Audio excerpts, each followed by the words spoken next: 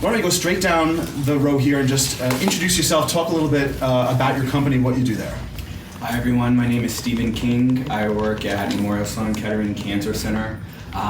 Basically, there's three main functions for our organization. We do cancer research, cancer care, and then also education. So we have quite a bit of different companies here, and I'm guessing you all speak to somebody definitely before they actually get a job at your company. So let's just kick it off with the most important thing. The most important thing I think is the personality. Is the personality of that person as important as the technical skills that they bring to the table?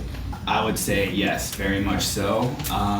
Pretty much for our tech groups, we're looking for people that are collaborative, who are curious, who like to find novel solutions to problems. And I think what's most important is people who are keen on their development, their own personal development. We really love people like that. So for us, that's what we're looking for. We have a medical company, we have a financial company, we have music, we have a lot of different companies up here. Is it the same type of person? If they all had the same skills, is it the same type of person that could work at every one of these companies? You know, is it the same kind of? It's obviously a different cultural fit, but assuming all the same skills, and again, everyone wants somebody to be trustworthy and respect their coworkers. Like, I don't think anybody's going to argue those points differently. Nobody wants. I want like disrespect and nobody's going to say. So those are the standard answers that I expect here. But is there a different mentality people should have when they're interviewing at a different type of company like the ones that we have up here?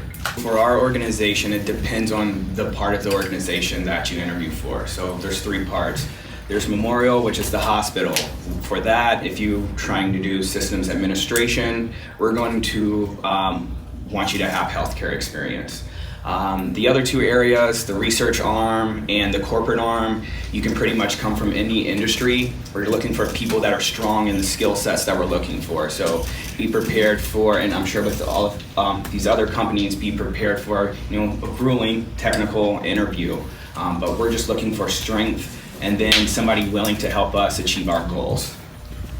So now let's talk about standing out for a minute. You bring up a good point because you said you have a ton of resumes coming in each year. I'm guessing that's across the board, right? So what else makes you stand out? Is it just pinging you on LinkedIn 5 times? Is there like a 3-day rule, like after the interview when I should call you? Like how does this work? What borders on like I forgot all about you and like to like restraining order, like leave me alone? Like where's the safe spot? Where's that safe spot in the middle? I would say if you can provide projects that showed you've done like applied or real world work that shows impact, our hiring managers love that. If you don't have that, if you can just send them like sample code, they love that too. They just want to see that you're able to apply what you learned.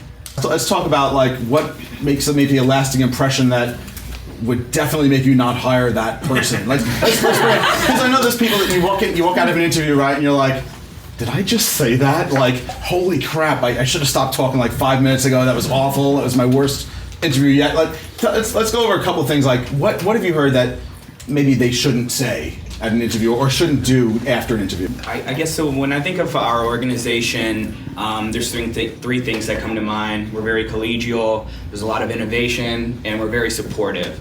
So one, you're going to have to fit in with the team. I mean, we're very diverse, so everyone's really cool. So it's not very hard to fit in, but you have to want to work with the team and help the team achieve its goals. Second part, again, you have to be curious. You have to be innovative, and you have to want to find novel ways to solve problems. We really want that. And third, just the supportive factor. Just, again, being a part of the team and wanting to help MSK achieve its goals, because no matter what position you're in at MSK, we're all helping to achieve that goal of trying to fight cancer. So let's talk about some other random questions that you ask. Obviously, we ask a lot of coding questions. I mean, you're in technology. We ask a lot of technology questions. What non-tech questions do you typically come up with? I mean, I like to always ask things like, oh, what's your favorite movie? Do you like Star Wars? Do you like Italian food? Like, do you guys have any random questions like that you could share with the audience? Sometimes I start off with, why are you interested in our organization? I think you really have to have a great answer for that. Other than that, I might touch on some competencies that we've deemed are necessary for success in our organization from a high level. So I might ask you a question about adaptability. Tell me about a time when you had to significantly adapt to a change in your organization. Or I might ask you something about being proactive. Tell me how you've kept up with your skills. So those are some maybe more abstract questions that we might ask. I want to move on a little bit to coding challenges. I don't want to get too technical, but who here gives coding challenges? Does everybody do that or no? Do you mean personally or as an organization? I don't know if you issue personal coding challenges, but as an organization for an interview, do you give out coding challenges? So, yes. So 4 out of 5. All right, now how heavily do those weigh in? Do they have to pass that before you even see those people, or do they?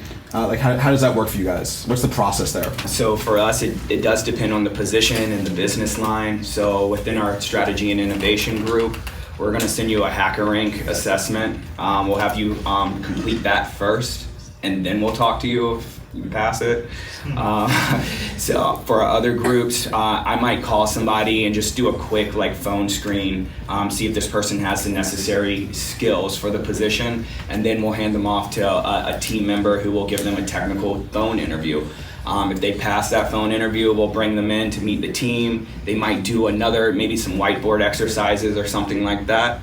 Other than that, we might have someone come in and do a case study. So if you're coming in for a strategic analyst position, we'll have you do a case study, analyze data, gain insights from it, and report it back to us.